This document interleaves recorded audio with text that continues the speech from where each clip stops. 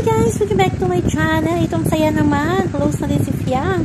Kina Jaren at Kulit. Ayan, natitingnan natin yung lubid na ginagamit nila sa taas nila.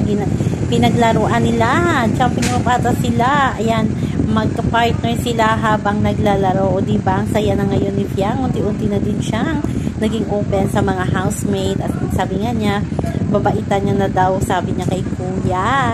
Ang cute din ni Kulit, diba? Silang dalawa ni Jaren. So, marami natin fans na Kulit at Jaren, GM at Fiang. At yan din ang Dongpat. Nakisali sa huli, nakisali din dyan ang Dongpat habang naghihintay ng kanilang turn sa kanilang tasa pool area.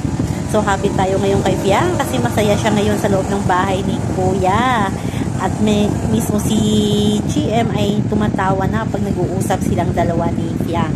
So, yun lang po guys ang ating update sa ngayon. Hanggang sa muli. Bye-bye. Always remember, huwag po tayo magpa-stress. Please like, share, and subscribe my channel para ma-update kayo sa mga upload.